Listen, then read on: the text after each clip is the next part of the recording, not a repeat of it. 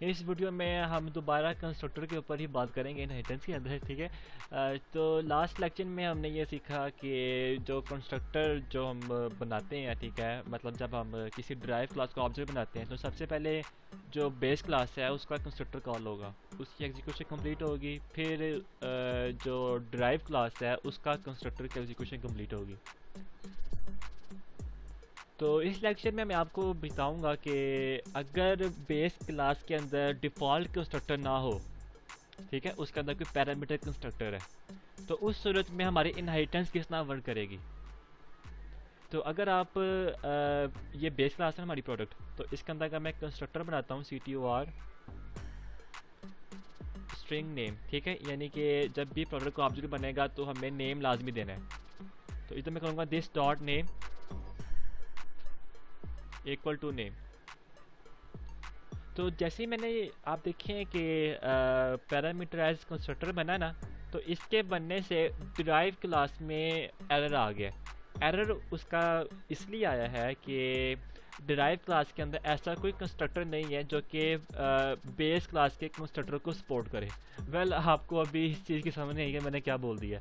मतलब कहने का मकसद ये है कि जब प्रोग्राम क्लास के अंदर ऑब्जेक्ट बना है ना इसका हार्डवेयर का, ठीक है, तो आपको पता है कि जब ऑब्जेक्ट बनता है ना डिराइव क्लास का, तो सबसे पहले उसका कंस्ट्रक्टर कॉल नहीं होता, तो सबसे पहले ना उसके बेस क्लास का कंस्ट्रक्टर कॉल होता है। वो उसकी जब एग्जीक्यूशन कंप्लीट होगी फिर ड्राइव क्लास की एग्जीक्यूशन कंप्लीट होगी, है ना।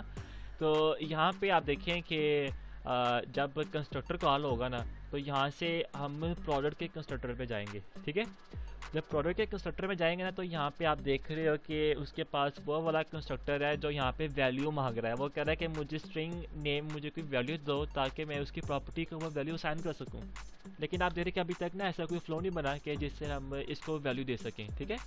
तो वो करने के लिए जो हमारे पास एक तो उसको सॉल्व करने के लिए ना हम बेस एक कीवर्ड है उसके साथ कंस्ट्रक्टर हम बनाते हैं, ठीक है, वो हम यूज़ करते हैं। तो जब भी हम बेस का यूज़ करेंगे उसका मतलब है कि हम ना जो कि इसके अपर लेवल पे जो इनहेरिटेंस हो रही है ना उसका कंस्ट्रक्टर कॉल कर रहे हैं। तो इसका सिंपल सोल्यूशन ये है कि जितनी पैरामीटर की वैल्यूज़ इधर है ना उतनी पैरामीटर की वैल्यूज़ हार्डवेयर में भी होनी चाहिए, ठीक है। सेकंड क्या करना है आपने कि जो हार्डवेयर का जो कंस्ट्रक्टर है ना कि जिसके अंदर आपने पैरामीटर रखा है सेम वो वाला जो कि उसके बेस क्लास के कंस्ट्रक्टर का पैरामीटर है, आपने क्या करना है कि वो वाली वैल्यूज़ आपने पास कर देनी है इसको, ताकि इसके पास वैल्यूज़ आ जाएँ, एक वर्क फ्लो कंप्लीट हो जाए। तो वो करने के लिए आपने हार्डवेयर क्लास के अंदर CTOR लिखना है, टैब टैब प्रेस करना है, ठीक है। टैब टैब प्रेस करने के बाद आपने इसके अंदर बताना है पैरामीटर जो कि सेम इसका है। तो आपने क्या करना है कि इसके अंदर ना वो वाला पैरामीटर बताना है जो कि प्रोडक्ट क्लास के अंदर है। तो प्रोडक्ट क्लास के अंदर जो पैरामीटर है उसकी टाइप है स्ट्रिंग, ठीक है, आप n लिख लें। तो अब आपने क्या करना है कि ये वाली इंफॉर्मेशन आपने पास कर देनी है इसको ताकि इसके पास वैल्यू आ जाए। वो करने के लिए आपने इसके साथ ही ना आपने कोलन लगाना है, इधर लिखना है बेस बेस, और यहाँ पे आपने n पास कर। तो बेस का मतलब है कि आप ना इसकी जो बेस क्लास है ना उसका आप कंस्ट्रक्टर कॉल कर रहे हो, यानी कि हार्डवेयर का जो बेस क्लास है वो है प्रोडक्ट। तो प्रोडक्ट का जो कंस्ट्रक्टर है उसके अंदर हमने स्ट्रिंग नेम वैल्यू पास करनी है। तो हम यहाँ से वैल्यू पास कर देंगे, आप पूरा एक ना वर्क फ्लो बन गया है, ठीक है। अब जब भी हम हार्डवेयर का ऑब्जेक्ट बनाएंगे ना तो हमें जो स्ट्रिंग वैल्यू वो पास करनी पड़ेगी। तो वो वाली स्ट्रिंग वैल्यू उस बेस क्लास के कंस्ट्रक्टर को पास हो जाएगी। तो बेस क्लास के कंस्ट्रक्टर के पास जब वैल्यू आएगी ना वो अपने किसी प्रॉपर्टी को असाइन कर देगी, ठीक है, सिंपल। तो मैं प्रोग्राम क्लास के अंदर आता हूँ। तो मेन के अंदर ना अभी यहाँ पे एरर दे रहा है, वो इसलिए दे रहा है कि हार्डवेयर की जो क्लास है उसके अंदर कंस्ट्रक्टर पैरामीटर वाला है, ठीक है। तो मैं पैरामीटर जब पास कर देता हूँ कि नेम है हमारा हैमर।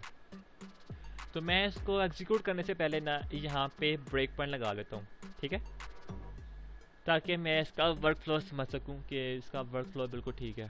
तो मैं इसको स्टार्ट करता हूँ। अच्छा, जैसे ही मैं स्टार्ट करूँगा ना तो एरर मुझे आ रहा है, वो इसलिए आ रहा है कि आप देख रहे हैं कि जो प्रोडक्ट क्लास है ना वो सिर्फ हार्डवेयर में इनहेरिट नहीं हो रही, वो फर्नीचर में भी हो रही है। तो इधर भी हमें वो कंस्ट्रक्टर हमें डिफाइन करना पड़ेगा। अभी के लिए ना मैं क्या करता हूँ कि इसको कमेंट कर देता हूँ, ठीक है, इसको भी कमेंट कर देता हूँ, इसको हम बाद में देखेंगे।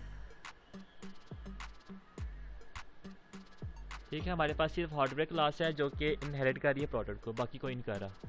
तो अब मैं इसको रन करता हूँ। जैसे ही मैं इसको रन करूँगा तो यहाँ पे आके ना मैं स्टेप इनटू का बटन प्रेस करूँगा, तो क्या होगा कि मेरा कंट्रोल फ़ौरन यहाँ पे आ गया है, हार्डवेयर का कंस्ट्रक्टर में आया है। तो यहाँ पे देखिए एन में क्या वैल्यू आई है, हैमर। हैमर वैल्यू उसने कहाँ से ली है, यहाँ से ली है। ठीक है, अब यहाँ से वैल्यू आने के बाद कंस्ट्रक्टर कॉल होगा, किस तरह वो बेस का जो कीवर्ड है वो कॉल हुआ है, तो इसने वैल्यू पास कर दी हैमर। किसको, प्रोडक्ट के कंस्ट्रक्टर को। अब ये वाले कंस्ट्रक्टर को ना स्टेप इनटू करते हैं। मैं यहाँ पे आया और यहाँ पे आप देखिए कि नेम के पास अब वैल्यू आ गई हैमर। ठीक है, तो ये था एक सिंपल सा वर्क। अगर मैंने बेस क्लास के अंदर पैरामीटराइज कंस्ट्रक्टर रखा हुआ है, तो जब हम उसको किसी ड्राइव क्लास में इनहेरिट करें ना, तो हमने ये मेक श्योर करना है कि वो कंस्ट्रक्टर को वैल्यू पास हो रही हो, ठीक है, ड्राइव क्लास से। तो ये सारी गेम है जो हमने समझी है। ठीक है, तो अब ये बिल्कुल सक्सेसफुली रन होगा, कोई एरर नहीं देगा। ठीक है, यहाँ पे वापस यहाँ पे आएगा और कंट्रोल वापस। इसी तरह आप जो इसके दूसरी ड्राइव क्लासेस हैं उसमें भी आप यही काम कर सकते हैं। आप फर्नीचर में जब आपने कॉल करना है, ठीक है, तो यहाँ पे आप कंस्ट्रक्टर बना लें। ठीक है, आपको पता है कि आपने अभी तो स्ट्रिंग वैल्यू पास करनी है और वो आपने यहाँ से बेस में पास कर देनी है। ठीक है, इसी तरह यही काम आप तमाम क्लासेस में रिपीट कर दें जो कि प्रोडक्ट को इनहेरिट कर रहे हैं।